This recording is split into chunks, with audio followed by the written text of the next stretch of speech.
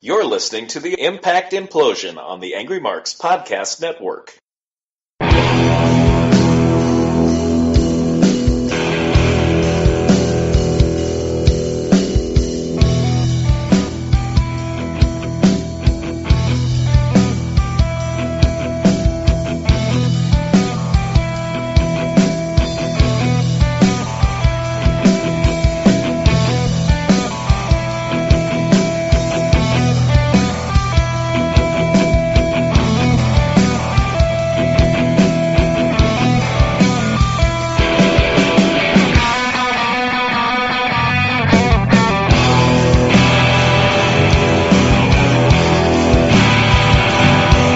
Everybody to the Thursday edition of the Impact Implosion for September 27th, 2012.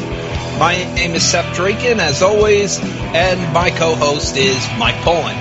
Good evening, whoever's in chat. Yes, this episode. Agreed. And this episode will be called, as Mike suggested, Time Well Wasted. Even though this was better than last week's Impact. Which isn't saying much. It was still kind of flat. It was. But yeah, let's get to the news. First up, we have the WWE and TNA lawsuit.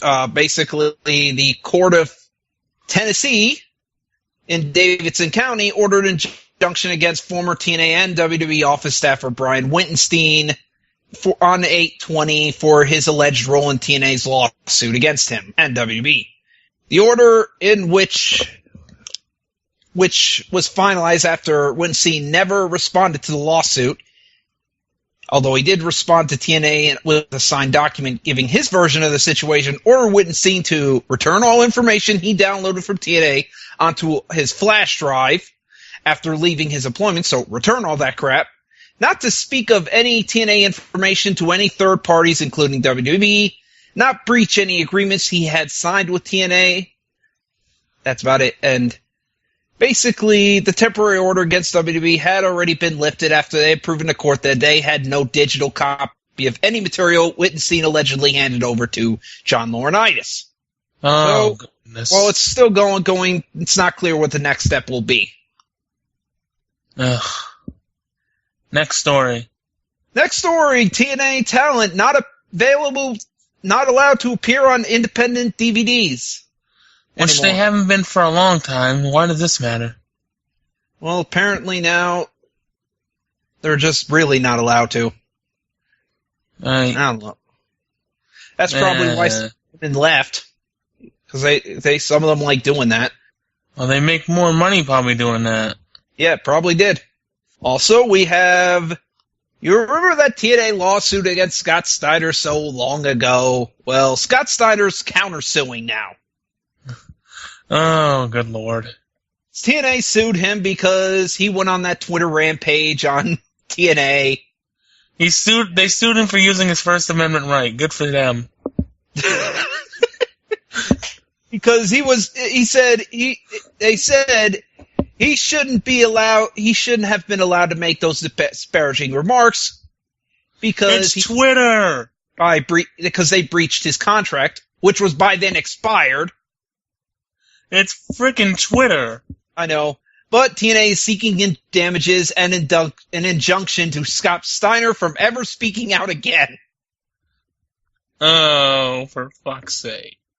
Anyway, Steiner now alleged that TNA had failed to properly provide him with the royalty payments that were earned to him through merchandise and videos. Well, DVDs, basically, you know. Yeah. The Main Event Mafia merchandise that he was trying to sell 3 months after the group split. Yeah, all that stuff. We also have the no shit news of the week, because apparently now Wrestling Observer now reports what everyone already knew, that Bruce Pritchard is not a fan of women's wrestling.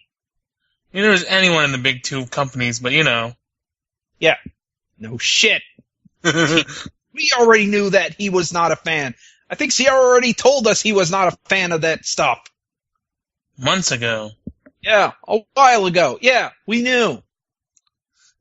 And unfortunately, Bruce Pritchard does not care about women's wrestling. Next story. And finally, we have some sad news because we have to mention this because TNA does uses Aces and Eights to rip off Sons of Anarchy. Sons of Anarchy lost one of their actors, well, ex-actors who left by season 3. It's now season 5. That actor killed himself after killing his landlord and her cat. Holy fuck. Yeah. Oh, yeah. That's messed up. Yeah, apparently he was either on meth or PCP. No. Really? Stevie J, you want to know who? The guy who played Half Sack. Johnny Lewis. But yeah, he went crazy. Yes, art imitating life. Went out, climbed up the roof of the building and jumped off. Boy. Yep, so, yeah. They'll never take me alive. Luckily for Sons of Anarchy, he was gone by season 3, so they don't have to replace him or anything like that because his character was already dead. Correct. Yep. So anyways, let's get to before I go, I've got this new Impact thing up here. Well, one of the banners here is for CW's Vortex. This is funny because it's Iron Man, John Cena at the center, Iron Man on his right, and on his left, and guess who's on his right? Hogan? Superman. Yeah. Super Cena. Cena's hanging out with him this banner, so it's funny. Anyways, let's get to the TNA Impact recap. And of course, we'll start off with highlights from last week's show. Which I always liked when they do that, because in case people gotta know. Right, the people who may be tuned out halfway through. Yeah. Like our colleague Frank Braun does sometimes, but anyway. Well, yeah. Anyways, Hogan's music hits, and he makes his way down to the ring, at which point I was saying, weren't you supposed to be at Aces and Eights Club? We'll get to that in a little bit. I know, but I was like, yeah, your friend's in trouble. No hurry. Some friend Hogan is. Let's go to the ring and bring it. Well, then again, Macho Man, well, never mind. He brought a black baseball bat and puts over that Bound for Glory is just 3 weeks from now. Yep. He's been distracted by Aces and Eights, and he's ready to get down to business. But first he talks about the TV title match tonight because he wanted Devon to come back as soon as possible, but Devon didn't happen, so there's going to be a new TV champion tonight. He then moves on to the situation with James Storm and Bobby Roode, books them in a street fight, and names a special enforcer for their little match, King Mo. And by the way, the contenders for the TV title are Samoa Joe, Mr. Anderson, Magnus, and Garrett Bischoff. One of those things is not like the other.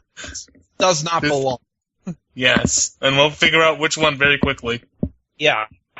Anyway. He's back to Aces and Eights and says he's going to go to their clubhouse alone tonight, and he's going in for a fight. But he's then cut off by Sting's music, and the Icon is back in the Impact Zone. I will not let you go alone.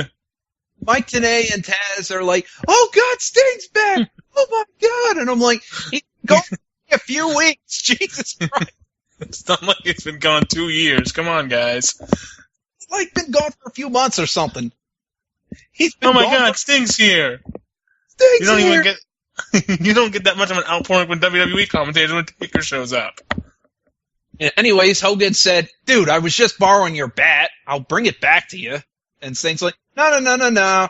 Well, I'm here because I'm going to join you in this little escapade to Aces and Eights Clubhouse. Mm-hmm. And that they'll need to get him a bat, too. Yeah. Anyway, we have our first match, which is a triple threat match with Kurt Angle, Christopher Daniels, and Chavo Guerrero. Of course, this should have been a whole lot better. Yeah, of course, first of all their tag partners were with them until they got thrown out. And then we went to commercial, which was about probably a minute and a half into the match. Yeah. And we come back and the match goes about a minute and a half before Daniel scores the fall. Yeah, Daniel's clean win. Daniel's got a clean win here. He didn't even need an Appletini this week. No, he didn't. Oh, Daniels, what have you become? Oh, I miss the Appletini already.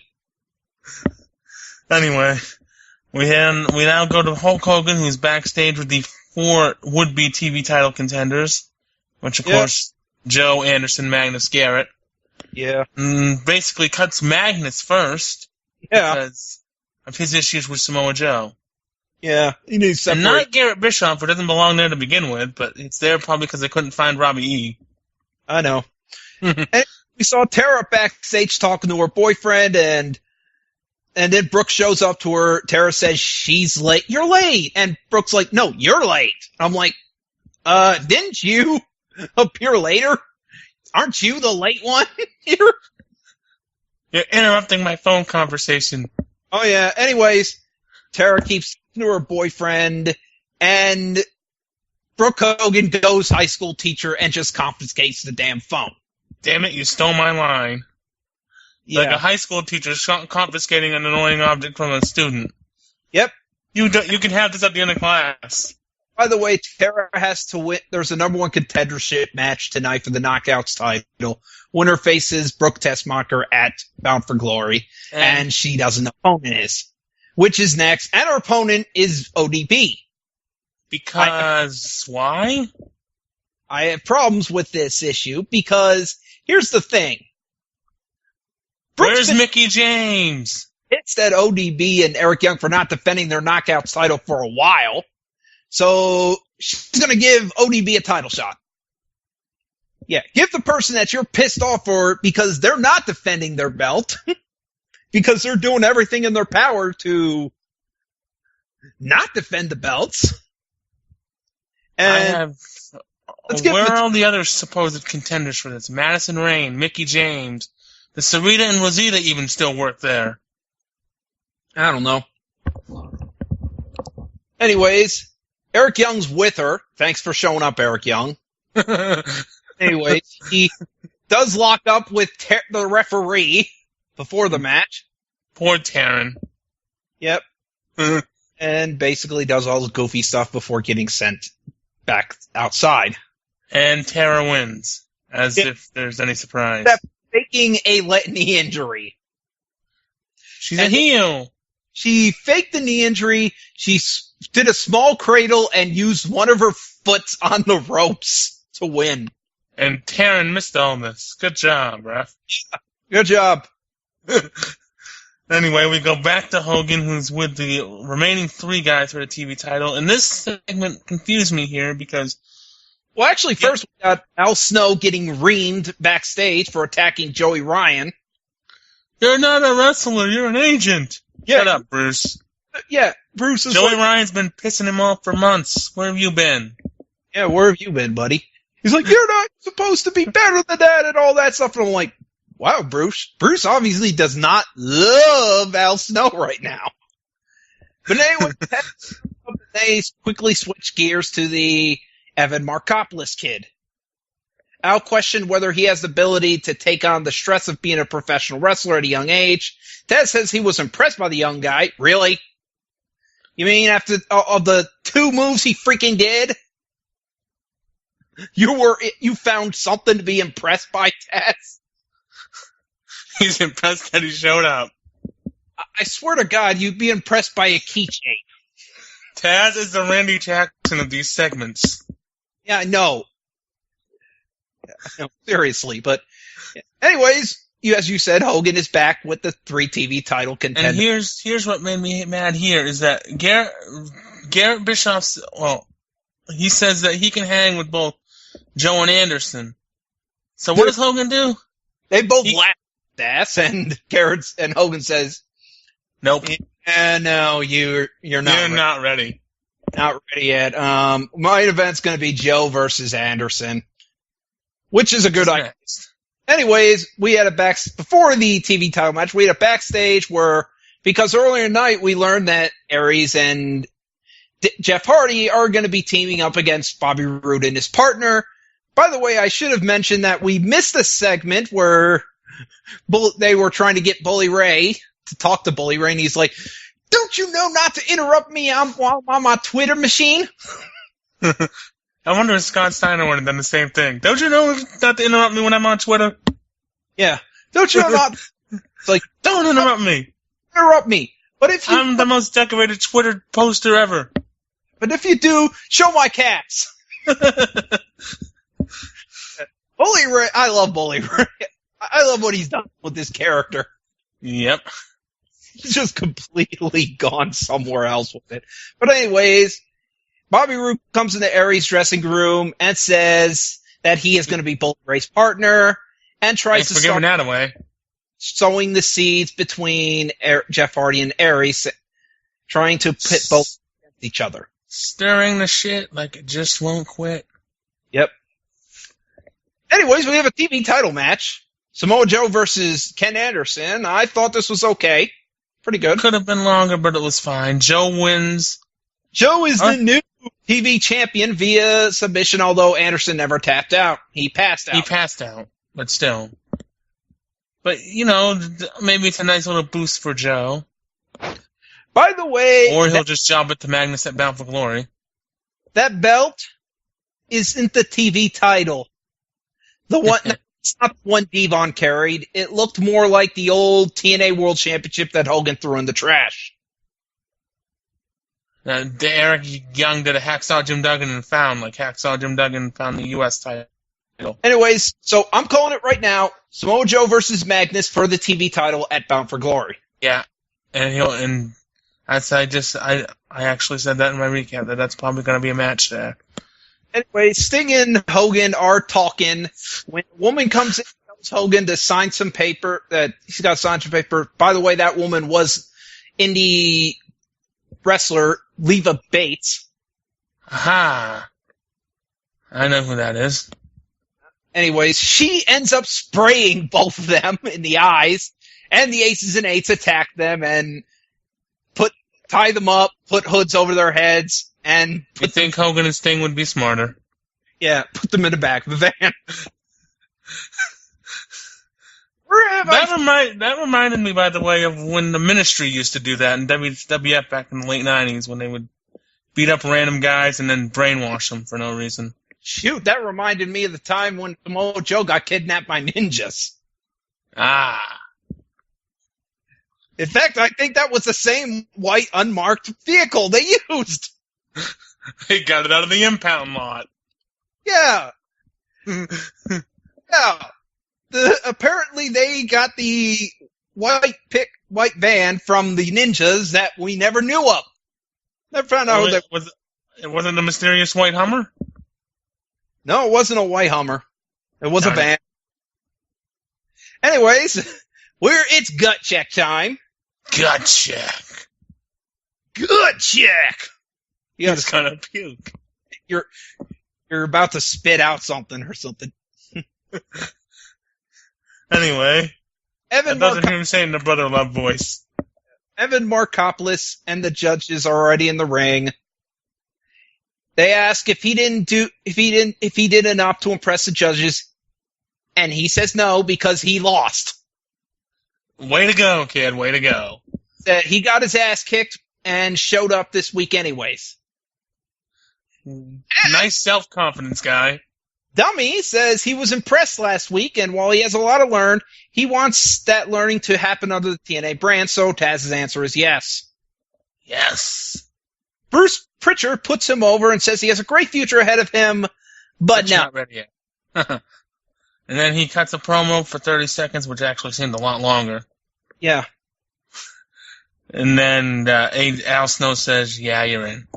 He says he's gonna get it, whatever it takes, getting his ass kicked for as long as it takes him until he comes out on top.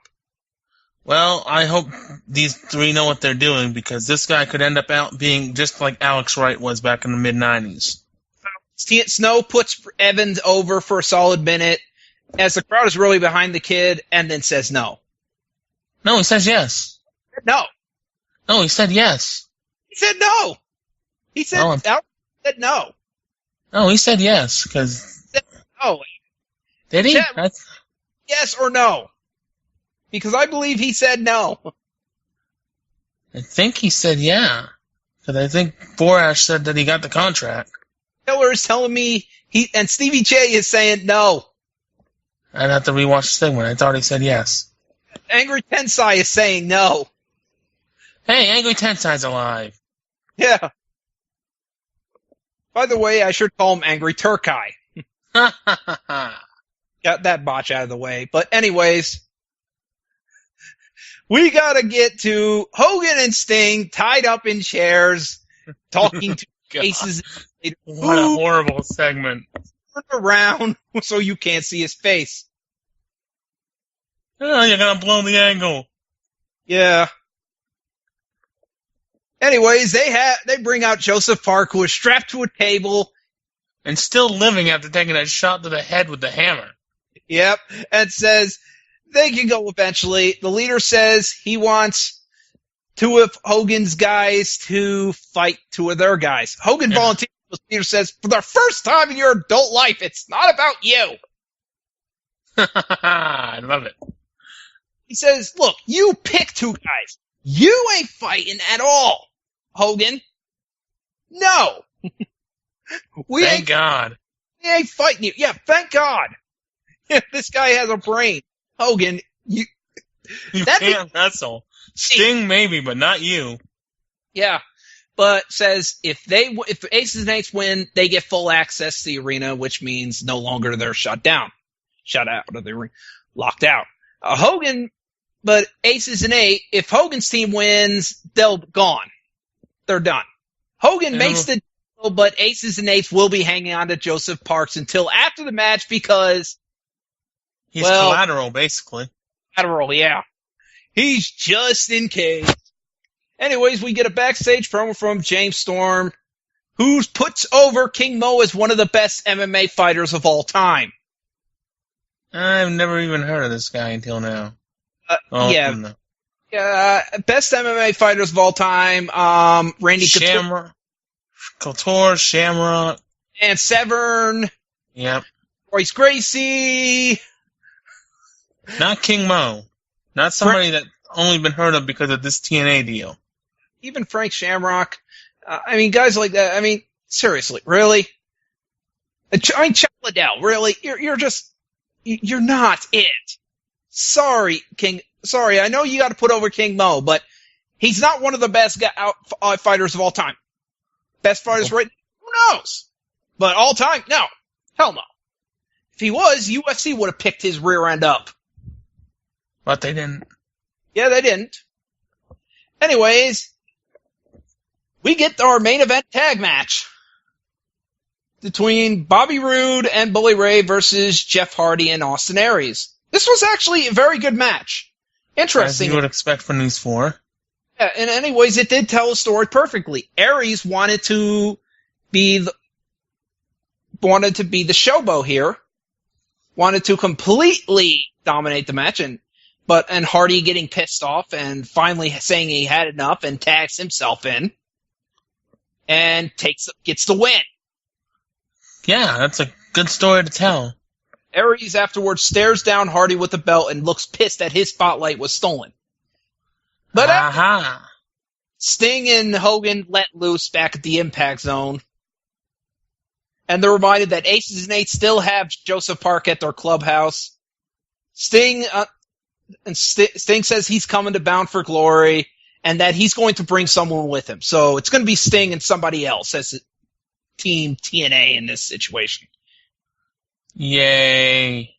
And that's the end of it. Didn't actually give two guys that wouldn't have gotten booked on the pay-per-view anyway the spot. Yep. But anyways, that's the match. That's the end of Impact. You want to plug? You have anything to plug before I get into mine, Seth? All I have to really sell is that I finished my induction of the Clash of the Titans remake, in which I basically say why it sucks. Anyway, I've got a bunch of stuff to get to here. Next week on Thursday Night AMP, I'll be making a brief stop by because I have an interview next week. And it'll be with current IWE Tag Team Champion Johnny Miyagi. Also, I have what? John get his ass kicked in by Devastation Incorporated. Yes, that's the guy. Yeah, I have those tapes. I haven't bought those yet, but I will. Anyway, I have something else to plug here, and that is that over the last month I've discovered a very decent podcast, not really affiliated with here, but if you go over to www.thehistoryofwwe.com, you will find the Place to Be podcast, which is hosted by Scott Rosario and Scott Criscolo and Justin Rosario. Get the names wrong, nice work. Anyway, and they basically review a lot of old WWE shows, and they do a weekly headline show as well. And it's a very good podcast if you have the chance to, spin by the historyofwwe.com and listen to it. They did a review on, what did they review this week? Ground Zero, the 1997 In Your House with Undertaker and Shawn Michaels. Oh, Ground Zero? What? Oh, yeah, that was it. I was thinking of a different one. So, yeah, that's Ground Zero. Yeah, that's the one before the infamous first Hell in a Cell. Oh, yeah, yeah. Yeah, they also reviewed One Night Only, which was the UK only pay-per-view. Apparently that's on tape somewhere. Yeah. Yeah, that's supposedly okay. I don't know. I've seen it. UK releases. I've seen a few matches from them. They're okay. But yeah, if anyone's in the chat and has the time, stop by and listen to them. And I'm trying to get them out here over to our network and listen to us. And basically, if you have time, listen to them. And you can also spin by and take a look at the historyofwwe.com, which is a great site that I usually get a lot of my information about certain things from. Heavy breathing. And then, I guess, plug the shows that are coming up. October 12th, IWE presents Affliction on October 12th, featuring Gino Martino defending the IWE title against the 7-foot-tall behemoth giant Pharaoh, as well as a tag title match with the aforementioned Miyagi and his partner Scott Wilde defending against Team Heart and Soul, and a TV title match as Sonny Roselli will take on Jive and Jimmy. The next night in Fairfield, it'll be IWE back there at the Community Center featuring a 3-team ladder match, Scotty by God Vegas and Viper the American Ninja, Team Heart and Soul against the Tenacious 2 and Towers of Pain for the belts, as well as an IWE title match with no disqualifications, Gino Martino and Sonny Roselli, as well as Jive and Jimmy and Mark Moment, and many others. And then December 6th and 7th, Pro Wrestling Maine will be presenting 2 big shows featuring ROH Tag Team Champion currently Jimmy Jacobs, Billy Gunn, Robbie E., and just announced today, Tough Enough finalist Luke Robinson will be on the show. Both shows. And yeah. The guy who should have won Tough Enough. Yes, but didn't because Vince is an idiot. Because Vince loves the tall guys and Silent Rage. Bland Rage. Silent Rage, egotistical motherfucker. Who, but anyway, I'll have more. After winning the show, got busted on the wellness. And was released like a couple months later. Good work, Vince. Good work. Well, he got released a year later. Good work, Vince. Yeah. Daniel Pewter. Daniel Pewter had better luck than this guy. I know. Yeah. Anyway, I think that's about it for what I've got to plug. And for Sept Drake, and this is Mike Mullen saying good night and see you next week. Good night.